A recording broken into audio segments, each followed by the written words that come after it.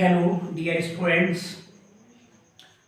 एक बार फिर Rutherford chemistry classes में आपका स्वागत है।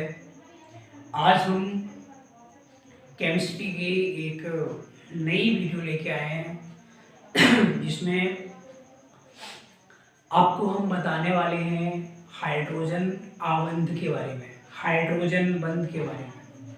हाइड्रोजन बंध बहुत इम्पोर्टेंट रोल अदा करता है, बहुत इम्पोर्टेंट बॉन्ड है। केमिस्ट्री के परिदृश्य से अगर आप देखें तो ये हाइड्रोजन जो बंध है वो ऑर्गेनिक केमिस्ट्री और इनऑर्गेनिक केमिस्ट्री दोनों में काम करता है। और ये 11th 12th ग्रेजुएशन सारे स्टूडेंट के लिए जानना बहुत ज़रूरी है कि हाइड्रोजन बंध होता क्या है।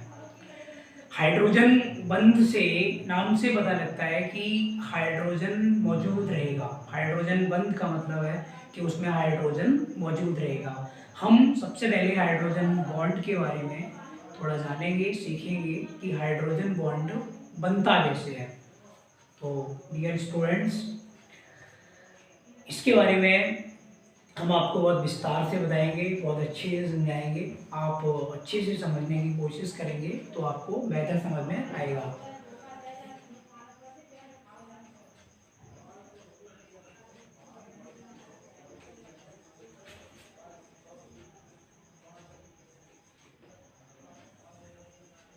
हाइड्रोजन बॉन्ड नाम से पता लगता है कि इसमें हाइड्रोजन मौजूद रहेगा।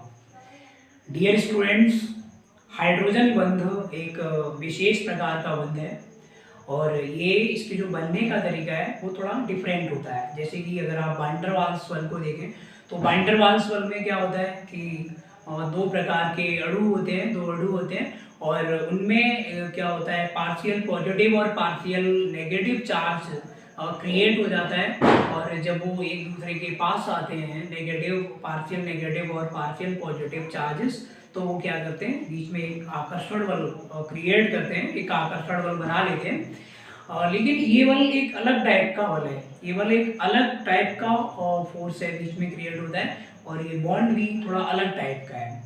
इसमें क्या होता है कि इसमें कुछ मतलब चुनिंदा ऐसे परमाणु हैं, ऐसे मतलब एलिमेंट हैं जिनके परमाणु हाइड्रोजन बंध बनाते हैं। जैसे कि अगर हम देखें पीरियोडिक टेबल में तो हम देखेंगे कि जो सबसे उच्च विद्युत ऋणात्मक तत्व होते हैं उनके जो परमाणु हैं, मतलब उच्च विद्युत ऋणात्मक तत्वों के जो परमाणु हैं वही हाइड्रोजन बॉन्ड बनाते हैं। उनको हम जानते हैं कि उनके हम नाम भी जानते हैं कि जो उच्च विद्युत ऋणात्मक हैं जिनको निम्न नाम से जाना जाता है। सबसे पहला जो एलिमेंट है आपका वो है मान लो फ्लोरीन।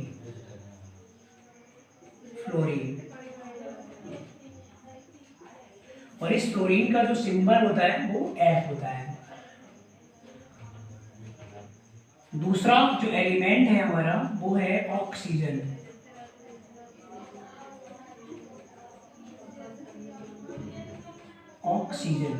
और तीसरा जो एलिमेंट है वो है हमारा नाइट्रोजन।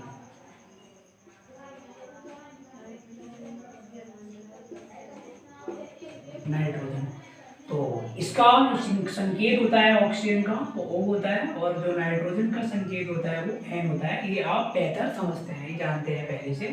तो प्यारे बच्चों एंड डियर स्टूडेंट्स, अगर आप इन तीन एलिमेंट को देखें, फ्लोरीन, ऑक्सीजन और नाइट्रोजन को, तो ये हाईली इलेक्ट्रोनेगेटिव होते हैं। हाईली इलेक्ट्रोनेगेटिव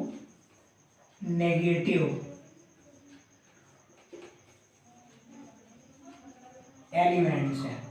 डियर स्टूडेंट्स, ये आप देखोगे कि फ्लोरीन, ऑक्सीजन, जो नाइट्रोजन नामक तीन एलिमेंट्स आप देख रहे हो, ये हाईली इलेक्ट्रोनेगेटिव होते हैं, जिनको हिंदी में कहा जाता है उच्च विद्युत ऋणात्मक।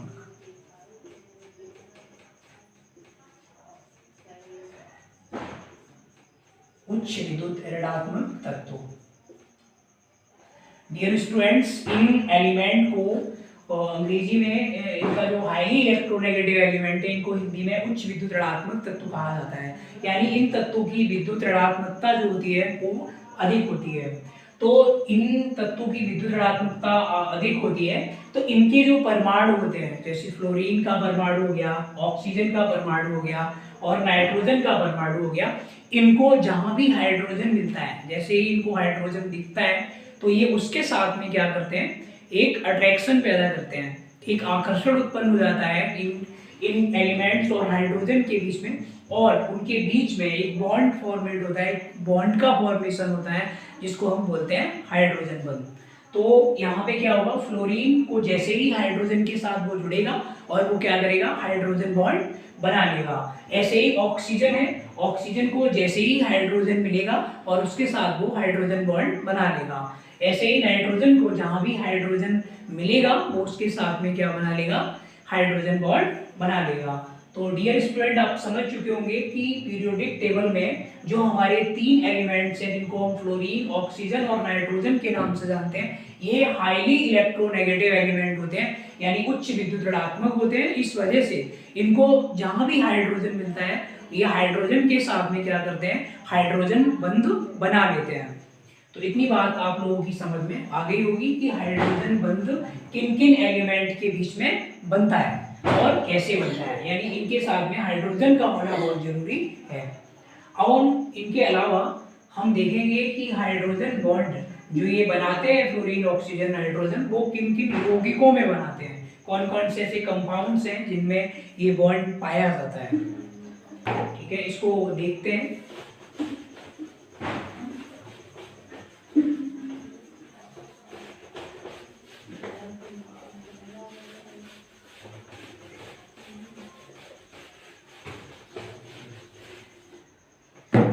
हाइड्रोजन बॉन्ड जिन यौगिकों में पाया जाता है उनके हम यहाँ पे नाम लिखते हैं। हाइड्रोजन बॉन्ड जिनमें पाया जाता है उनके कुछ एग्जाम्पल्स हैं यहाँ पे।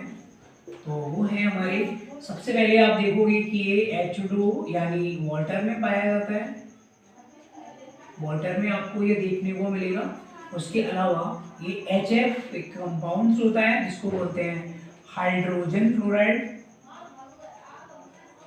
हाइड्रोजन फ्लोराइड होता है। और उसके अलावा आप देखोगे कि ये NH3 में आपको मिल जाएगा। NH3 मतलब अमोनिया में, आप इसको अमोनिया में देखेंगे, ये अमोनिया में भी पाया जाता है। इसके अलावा आप इसको C2H5OH में देखेंगे, इसको हम बोलते हैं एथाइल अल्कोहल, एथाइल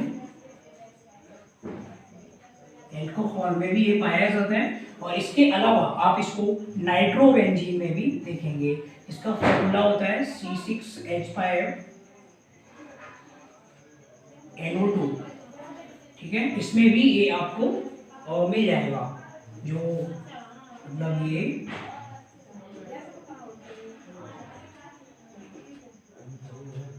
ये जब वाटर के साथ में इसको डिजॉल्व करेंगे तो उसके साथ कुछ हाइड्रोजन बॉन्ड ये बना सकता है। इसको यहाँ से हटा देते हैं, ये एग्जैक्ट एग्जांपल्स नहीं है। इसके अलावा अगर आप इसको देखेंगे,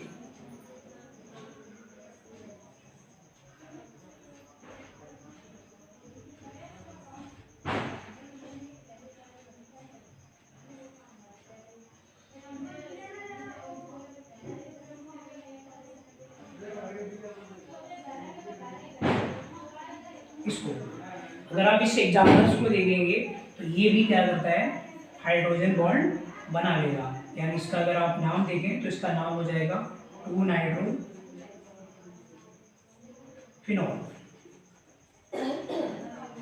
इसके अंदर भी इसमें भी क्या पाया जाता है, हाइड्रोजन बॉन्ड पाया जाता है। ऑक्सीजन के साथ में यहाँ हाइड्रोजन का फॉर्मेशन हो जाता है। आपने एग्जांपल्स देखे कि हाइड्रोजन बॉन्ड किन किन में पाया जाता है। आप देखेंगे H2O यानी वाटर में ये पाया जाता है। इसके बाद में आप देखेंगे कि जो हाइड्रोजन फ्लोराइड है इसमें पाया जाता है। इसके बाद आप देखेंगे कि NH3 अमोनिया में पाया जाता है। और इसके बाद में आप देखेंगे कि ये C2H5OH में भी हाइड्रोजन बॉन्ड पाया जाता है। आप इसको देखेंगे कि इनमें से जैसे कि हाइड्रोजन क्लोराइड है और एथिल अल्कोहल है, ये पानी में सॉल्युबल है, डिजॉल्व हो जाते हैं। उसका सबसे बड़ा रीजन है हाइड्रोजन बॉन्ड। हाइड्रोजन बॉन्ड के कारण जो एथिल अल्कोहल होता है ये वाटर में डिजॉल्व हो जाता है। इनके आप स्ट्रक्चर्स बना के भी हम आपको दिखा सकते हैं। इसको आप नोट कर सकते हैं।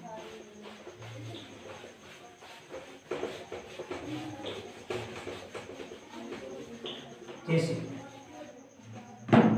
मान लो वाटर मॉलिक्यूल किस तरह एक दूसरे के साथ जुड़े हुए हैं वो आप देख सकते हो। जैसे मान लो यहाँ पे ये ऑक्सीजन है और यहाँ पे हाइड्रोजन है और ये हाइड्रोजन है। ये आप देखते हैं कि वाटर मॉलिक्यूल है और ये दूसरे वाटर मॉलिक्यूल के साथ में इस तरह जुड़ा हुआ है मान लो, तो ऐसे आप देख सकते हो। यहाँ पे H2O के दो मॉलिक्यूल हैं, एक ये है और एक ये है, और आपस में ये डॉटेड लाइन से जुड़े हुए हैं इस तरह, इस तरह।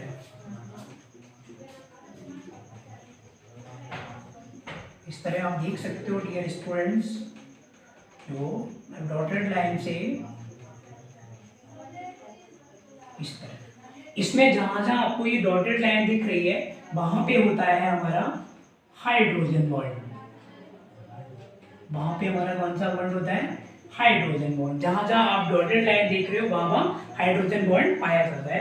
ये जल के अणुओं के बीच में होता है, ठीक है। ये अंतर अणु, और इनको बोलते हैं हम इंट्रामोलिकुलर। ये जो हाइड्रोजन बॉन्ड है एक अणु से दूसरे अणु यानी दो अणु हैं और वो आपस में हाइड्रोजन बॉन्ड के द्वारा जुड़े हुए हैं, तो उस बंध को हम बोलते हैं अंतर आणविक हाइड्रोजन बंध। क्योंकि हाइड्रोजन बॉन्ड जो होते हैं वो दो टाइप के होते हैं।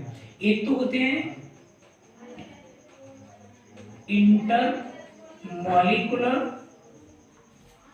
हाइड्रोजन बॉन्ड, हाइड्रोजन बॉन्ड, और दूसरे हमारा जो होता है बॉन्ड वो होता है intramolecular, intramolecular hydrogen bond, hydrogen bond. तो डियर स्टूडेंट्स अगर आप देखें तो हाइड्रोजन बॉन्ड जो होते हैं वो भी दो टाइप के होते हैं। एक होता है इंटरमोलिकुलर हाइड्रोजन बॉन्ड और दूसरा होता है इंट्रामोलिकुलर हाइड्रोजन बॉन्ड। इसको हिंदी में बोलते हैं अंतर आणविक, अंतर आणविक हाइड्रोजन बंध। इसको हिंदी में बोलते हैं अंतर आणविक हाइड्रोजन बंध बोलते हैं, और इसको हिंदी में कहा जाता है अंतरा आणविक, अंतराणविक हाइड्रोजन बंध। इसको हिंदी में बोलते हैं अंतराणविक हाइड्रोजन बंध। आप देख सकते हो डियर स्टूडेंट्स, ये दो टाइप के होते हैं। एक ये इंटरमोलिकुलर हाइड्रोजन बॉन्ड होते हैं, दूसरे इंट्रामोलिकुलर हाइड्रोजन बॉन्ड होते हैं। तो जो इंटरमोलिकुलर हाइड्रोजन बॉन्ड होते हैं उनको बोलते हैं अंतराणविक हाइड्रोजन बंध, और जो दूसरे टाइप के होते हैं वो इंट्रामोलिकुलर हाइड्रोजन बॉन्ड होते हैं जिनको हम अंतराणविक हाइड्रोजन बंध कहते हैं। इसको एक मिनट नोट करेंगे।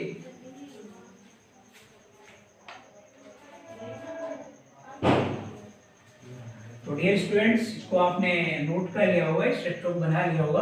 आप देखेंगे कि अंतर आणविक हाइड्रोजन बंध यानी जो इंटरमोलिकुलर हाइड्रोजन बॉन्ड होता है वो क्या होता है? वो होता है कि जब डिफरेंट टाइप के, जैसे कि एक अणु है फिर दूसरा अणु है, तो एक अणु और दूसरे अणु के बीच में यानी डिफरेंट जो अपने अणु हैं, ये अलग है, ये अलग है, ये अलग है, ये अणु है, तो अणुओं के बीच में जो है एक अणु से दूसरे अणु के बीच में जो बॉन्ड पाया जाता है हाइड्रोजन बंध, जैसे ये हाइड्रोजन बंध है दो अणुओं के बीच में, अलग अलग अणु के बीच में, तो इस इन बंध को हम बोलते हैं इंटरमोलिकुलर हाइड्रोजन बॉन्ड यानी अंतर आणविक बोलते हैं, ठीक है। जब हम अलग अलग अणुओं के बीच में पाया जाता है हाइड्रोजन बंध तो उसको हम बोलते हैं इंटरमोलिकुलर हाइड्रोजन बंध बोलते हैं। और जब एक ही अणु के बीच में हाइड्रोजन बंध बन रहा हो तो उसको हम बोलते हैं इंट्रामोलिकुलर हाइड्रोजन बॉन्ड यानी अंतराणविक हाइड्रोजन बंध। उसका स्ट्रक्चर आप यहाँ पे देख सकते हो, जैसे कि मान लो अभी हमने एक बनाया था और 2 नाइट्रोफिनॉल का स्ट्रक्चर, तो 2 नाइट्रोफिनॉल जैसे ये स्ट्रक्चर है और इसमें जो है इस तरह ऑक्सीजन होता है और यहाँ पे O सिंगल बॉन्ड H होता है। तो ये O और H जो है आपस में क्या करते हैं? हाइड्रोजन बॉन्ड बना लेते हैं। ये आपका जो है बॉन्ड कौन सा है? हाइड्रोजन बॉन्ड है। ये जो बॉन्ड है वो हाइड्रोजन बॉन्ड है। तो अब ये एक ही अणु है और उस एक ही अणु के बीच में जो बॉन्ड बना है, एक ही अणु में बना है बॉन्ड, उसको हम बोलते हैं इंट्रामोलिकुलर हाइड्रोजन बॉन्ड। जब डिफरेंट अणु के बीच में बॉन्ड बनते हैं तो उसको हम बोलते हैं अंतराण्विक हाइड्रोजन बंध। और बहुत सारे ऐसे यौगिक हैं, जैसे एथिल अल्कोहल हो गया, हमारा फिनॉल हो गया, इनके जो जल में घुलनशीलता होती है, जल में जो विलय होते हैं ये, तो उसका एक बहुत बड़ा रोल होता है हाइड्रोजन बॉन्ड का, हाइड्रोजन आयन का।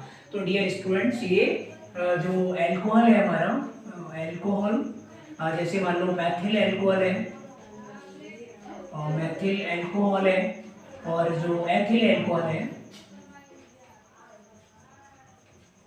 एथिल अल्कोहल है, ये क्या है, ये दोनों ही क्या है, सॉल्युबल है in water, soluble in water.